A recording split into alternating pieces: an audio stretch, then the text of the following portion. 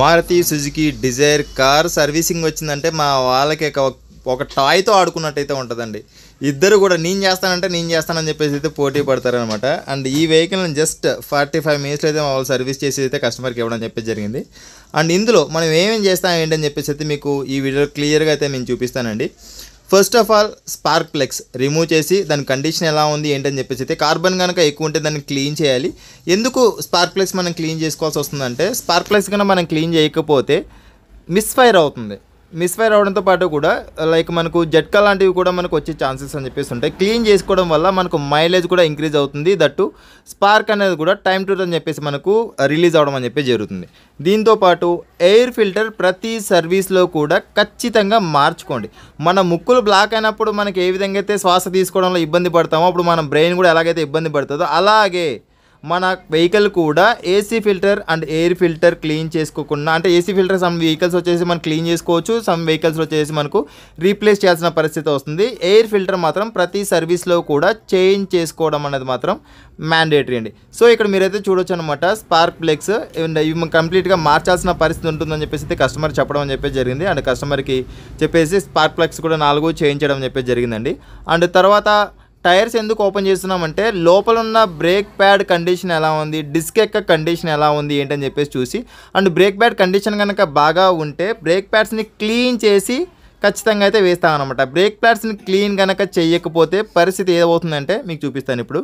And మా దగ్గర ప్రతి వెహికల్ని సర్వీస్ చేయడానికి ఆల్టో నుంచి ఆడి BMW వెహికల్ ఎవ్రీ వెహికల్ని సర్వీస్ చేయడానికి సరిపడని టూల్స్ అన్నీ కూడా మా దగ్గర అయితే ఉన్నాయండి. మా వెహికల్లో చూస్తున్నారు కదా, ఇది మేము డోర్ స్టెప్ సర్వీస్ కూడా రైట్ నౌ ప్రొవైడ్ చేస్తున్నామండి. పటాన్ చెరువు టు రైట్ నౌ కూకట్పల్లి వరకు అయితే మా డోర్ స్టెప్ సర్వీస్ అయితే అవైలబిలిటీ ఉంది. అండ్ ఫ్యూచర్లో దాన్ని కూడా ఇంకా ఇంక్రీజ్ చేసే ప్రయత్నం అని చెప్పేసి చేస్తాం వెరీ సూన్.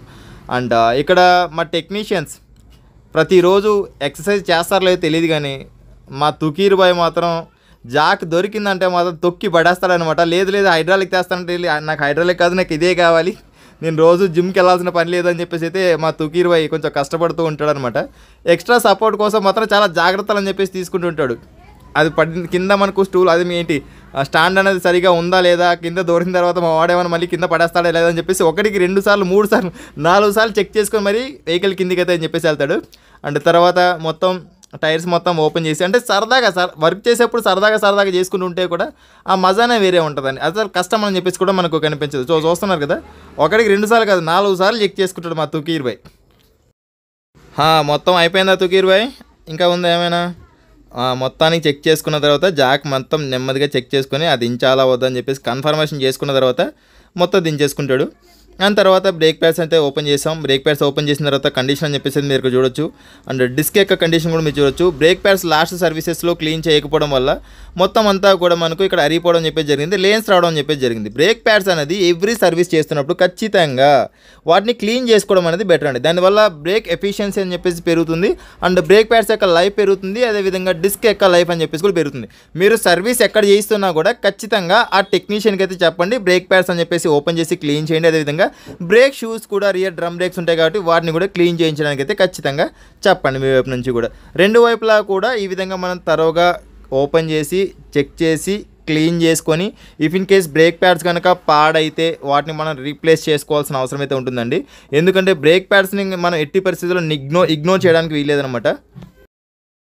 నెక్స్ట్ డిపార్ట్మెంట్ వచ్చేసి ఎలక్ట్రికల్ డిపార్ట్మెంట్ అండి. ఈ డిపార్ట్మెంట్కి హెడ్ వచ్చేసి మా జుబీర్ భాయ్. ఈయన బ్యాటరీ కండిషన్ ఎలా ఉంది, ఎలక్ట్రికల్ మొత్తం అంతా ఎలా ఉన్నాయి, ఫ్యూజెస్ మొత్తం ప్రాపర్గా ఉన్నాయా లేదా, మొత్తం అన్నీ కూడా తను చెక్ చేసుకుంటాడు. అండ్ ఒక్కొక్కరు అంటే ఒక వెహికల్ చేసి ఒక వెహికల్ అని చెప్పేసి డిపార్ట్మెంట్స్ అని చెప్పేసి మారుతూ ఉంటాయి అనమాట. అండ్ తర్వాత ఆయిల్ మొత్తం డ్రైన్ చేసిన తర్వాత ఇందులో మనకు యూజువల్గా 3.5 లీటర్ అంటే ఇంజన్ ఆయిల్ అని చెప్పేసి రావాలి. బట్ ఇందులో మనకి ఇంజన్ నుంచి బయటకు వచ్చింది ఎంతో తెలుసా, కేవలం 2.5 లీటర్ మాత్రమే.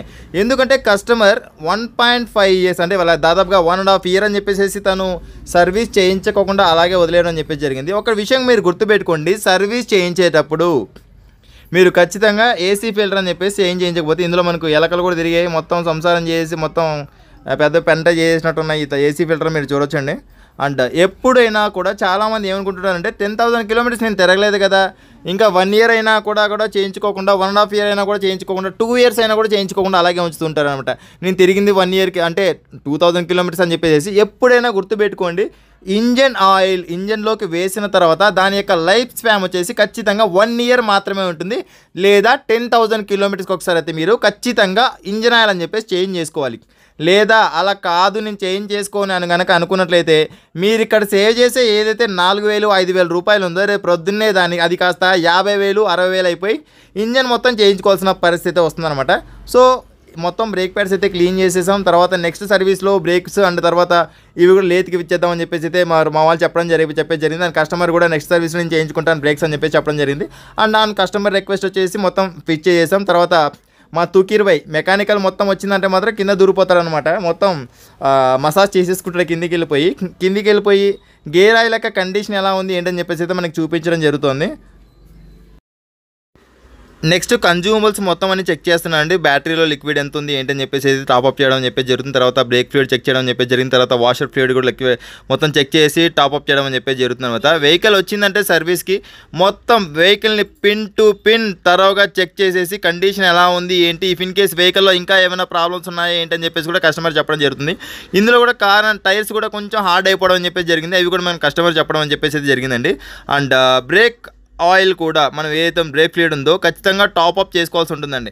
ఎప్పుడైనా కూడా మీరు బయటకు వెళ్తున్నప్పుడు కూడా బ్రేక్ ఫ్లూయిడ్ అని చెప్పేసి పైన మనకు క్లియర్గా కనిపించాలి. ఇలాగా కనిపించలేదంటే మాత్రం ఖచ్చితంగా మీ దగ్గరైనా కూడా బ్రేక్ ఫ్లూయిడ్ అయితే మీరు టాప్అప్ చేసుకుని అయితే వెళ్ళండి. ఫ్రంట్ మొత్తం అంతా కూడా కంప్లీట్ అయిపోయింది. ఇప్పుడు రియర్ సెక్షన్ అండి. రియర్ సెక్షన్లో కూడా మనం టైర్స్ ఓపెన్ చేసేసి డ్రమ్స్ ఓపెన్ చేసి అందులో కూడా మనం వీటిని అయితే బ్రేక్ షూస్ని అయితే ఓపెన్ చేసి మొత్తం కార్బన్ ఏదైతే ఉందో కార్బన్ మొత్తం క్లీన్ చేయడం అని చెప్పి జరుగుతుంది అనమాట. ఇది కూడా ఎందుకు మ్యాండేటరీ అంటే బ్రేక్ యొక్క ఎఫిషియన్సీ మనకు పెరగాలంటే అండ్ దీంతోపాటు కూడా లైక్ రియర్ మనకి ఏదైతే ఉందో హ్యాండ్ బ్రేక్ అనేది కూడా రియర్ బ్రేక్స్కి కనెక్ట్ అయి ఉంటుంది కాబట్టి దానికి కండిషన్ అనేది కూడా ఎలా ఉంటుంది ఏంటని చెప్పేసి కూడా చెక్ చేస్తాను అనమాట. అండ్ చాలామంది ఎక్కువ రోజులు అని చెప్పేసి అక్కడే వెహికల్ని పార్క్ చేసి ఉండడం వల్ల హ్యాండ్ బ్రేక్ అని చెప్పేసి అలాగే వదిలేస్తారు. దానివల్ల కొన్ని సందర్భాలు స్ట్రక్ అవుతూ ఉంటుంది. దాన్ని కూడా మనం చెక్ చేసుకోవాల్సిన అవసరం అయితే ఉంటుంది. చూసారు కదా ఇక్కడ ఎంత కార్బన్ అని చెప్పేసి మనకి ఇక్కడ రిలీజ్ అయిందో, లోపల ఏదైతే మనం బ్రేక్ అప్లై చేసినప్పుడు దాని నుంచి ఏదైతే అరిగిపోయిందో ఉంటుందో లోపలే ఉండిపోతుంది అనమాట. దాన్ని మనం ఖచ్చితంగా క్లియర్ చేయాల్సిన పరిస్థితి ఉంటుంది.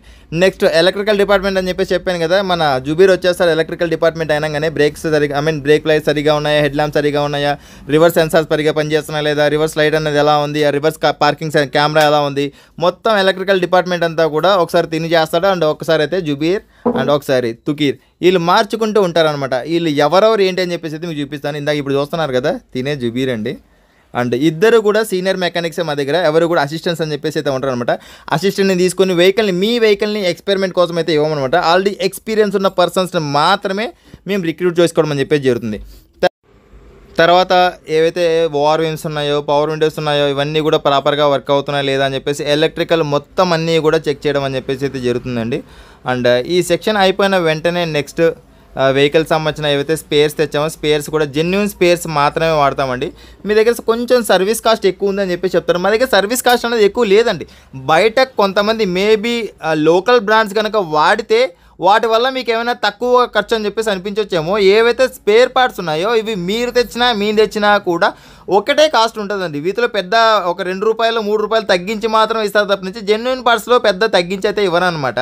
సో దట్ మేము జెన్యూన్ పార్ట్స్ వాడతాము కాబట్టి ఇంజన్ యొక్క లైఫ్ టైం అని చెప్పేసి పెరుగుతుంది. మేము వాడే ఇంజన్ ఆయిల్ కూడా క్యాస్ట్రాల్ ఫుల్లీ సింథటిక్ అని చెప్పేసి వాడతామండి. అది ఫుల్లీ సింథటిక్ ఇంజన్ ఆయిల్ వాడడానికి కూడా మెయిన్ రీజన్ అనేది ఏంటి అంటే ఇంజన్ యొక్క లైఫ్ టైం అని చెప్పేసి కూడా పెరుగుతుంది. ఇంజన్ అనేది చాలా స్మూత్ అవుతుంది. అండ్ ఇంజన్లో కూడా చాలా బెనిఫిట్స్ అని చెప్పేసి ఉంటాయి. అండ్ ఇక్కడ స్పార్క్ ప్లగ్స్ ఏవైతే కొత్తది ఇచ్చామో స్పార్క్ ప్లగ్స్ని అయితే రీప్లేస్ చేయడం అని చెప్పేసి జరుగుతుంది. కస్టమర్ చూపించేసాం. అండ్ స్పార్క్ ప్లగ్స్ కూడా పాడైపోయాయని చెప్పేసి కస్టమర్ రిక్వెస్ట్ మేరకు అయితే అండ్ ఈ స్పార్క్ ప్లగ్స్ కూడా మేమైతే రిమూవ్ చేసేసామండి. నెక్స్ట్ సెగ్మెంట్ ఇందాక మీరు చూసారు కదా ఎలకలు సంసారం చేసిన ఏరియా, అదేనండి ఏసీ ఫిల్టర్ అనమాట. అంటే ఏసీ ఫిల్టర్ అంటే ఎలుకలకి చాలా ఇష్టం. అది ఎందుకో ఏంటని చెప్పేసి మీరే కింద కామెంట్ సెక్షన్లో కామెంట్ చేయండి. అండ్ మీ ఏసీ ఫిల్టర్లో ఎలుకలు ఏమైనా సంసారం చేశాయా అండ్ ఎంతమంది పిల్లల్ని పెట్టాయి ఏంటని చెప్పేసి కూడా కింద కామెంట్ సెక్షన్లో కామెంట్ చేయడం మాత్రం మర్చిపో. అండ్ జెన్యూన్ ఆయిల్ ఫిల్టర్ని కూడా మ్యాచ్ చేయడం అని చెప్పేసి జరిగిందండి. సో ఈ విధంగా మా సర్వీస్ అని చెప్పేసి అయితే ఉంటుంది. ప్రతిదీ కూడా కస్టమర్కి చూపిస్తూ అండ్ కస్టమర్ ఏవైనా క్వశ్చన్స్ అడిగినా కూడా విసుక్కోకుండా సార్ ఇలాగుంటుంది ఈ పార్ట్ మార్చుకోకపోతే ఇలా పాడవుతుంది అండ్ దీనికి సంబంధించిన లైఫ్ అని చెప్పేసి ఇలా ఉంటుంది, దీన్ని మనం ఇగ్నోర్ చేసినట్టయితే కనుక ఒకదాని నుంచి ఇంకొకటి గజ్జిలాగా పాకుతూ పోతుంది సార్, అప్పుడు ఇప్పుడు మనకు 550 కాదు సార్, రేపు ప్రొద్దునే మనకు 5000 అవుతుంది అని చెప్పేసి కూడా కస్టమర్కి ఎక్స్ప్లెయిన్ చేసి ప్రతిదీ మనం చెప్పడం అని చెప్పేసి జరుగుతుందండి. అండ్ మేము వాడుతున్న ఆయిల్ వచ్చేసి 5W30 ఫుల్లీ సింథటిక్ అండి, క్యాస్ట్రోల్ మ్యాగ్నెటిక్ అని చెప్పేసి అయితే మేము వాడడం జరుగుతుంది. అండ్ సో చూస్తున్నారు కదా, ప్రీవియస్గా 1.5 year అయినా కూడా ఇంజిన్ ఆయిల్ అని చెప్పేసి మార్చకపోవడం వల్ల ఇది కూడా మినరల్ ఆయిల్ అని చెప్పేసి లాస్ట్ టైం వీళ్ళు మార్చారని చెప్పేసి చెప్పడం జరుగుతుంది. మినరల్ ఆయిల్ అని చెప్పేసి వాడడం వల్ల ఇంజన్ యొక్క లైఫ్ టైం అని చెప్పేసి అయితే పడిపోతుందండి. మాకు వచ్చిన కూపన్స్ ఏవి కూడా మెకానిక్స్కే ఇస్తామండి, మా లైక్ ఏవైతే ఇంజిన్ ఆయిల్ వస్తుందో అది కూడా మేము పెద్దగా తీసుకోమంట. కస్టమర్ అంటే ఫస్ట్ ఆఫ్ ఆల్ మా టెక్నీషియన్స్ అని చెప్పేసి హ్యాపీగా ఫీల్ అవ్వాలి, వాళ్ళు హ్యాపీగా ఉంటేనే మమ్మల్ని హ్యాపీగా ఉంచుతారు అండ్ కస్టమర్ కూడా హ్యాపీగా ఉంచుతారు. సో చూస్తున్నారు కదా ఇంజిన్ ఆయిల్ యొక్క థిక్నెస్ అనేది కూడా మనకి ఎలా ఉంది ఏంటని చెప్పేసి. సో మొత్తం టాప్అప్ చేసిన తర్వాత కింద లీకేజ్ ఏమైనా ఉన్నాయా లేదా ఏంటని చెప్పేసి మొత్తం చెక్ చేసేసి తర్వాత వెహికల్ని అయితే టెస్ట్ రైడ్కి అయితే తీసుకెళ్ళామని చెప్పేసి జరుగుతుందండి. టెస్ట్ రైడ్కి వెళ్ళిన తర్వాత ఇంకా ఏమైనా ప్రాబ్లమ్స్ కనుక బయట పడితే అప్పుడు రిపోర్ట్లో కస్టమర్కి ఈ ప్రాబ్లమ్స్ ఉన్నాయి సార్, నెక్స్ట్ సర్వీస్లో మీరు మార్చుకోండి అని చెప్పేసి కస్టమర్ చెప్పడం చెప్పేసి జరుగుతుంది. మా టెక్నీషియన్ ఏం చెప్తున్నారంటే అండ్ లాస్ట్ టైం సర్వీస్ అని చెప్పేసి ప్రాపర్గా చెక్ చేయించకపోవడం వల్ల 3.5 లీటర్స్ ఉండాల్సిన ఇంజిన్ ఆయిల్ కాస్త 2.5 లీటర్లు మాత్రమే ఉంది అండ్ కస్టమర్ చెప్పండి అని చెప్పేసి తను చెప్పడం జరిగింది. అండ్ మీరు కూడా మీ వెహికల్ని సర్వీస్ చేయించుకోవాలనుకున్నా, వెహికల్ యొక్క హెల్త్ చెకప్ చేయించుకోవాలనుకున్నా కూడా, వెహికల్ సంబంధించిన ఎలాంటి ప్రాబ్లమ్స్ ఉన్నా కూడా ఇక్కడ స్క్రీన్ పైన కనిపిస్తున్న ఈ నెంబర్కి అయితే మీరు అప్రోచ్ అవ్వచ్చండి. సర్వీస్ వచ్చేసి మనకు హైదరాబాద్లో అయితే డోర్ స్టెప్ అవైలబిలిటీ ఉంది. Thank you.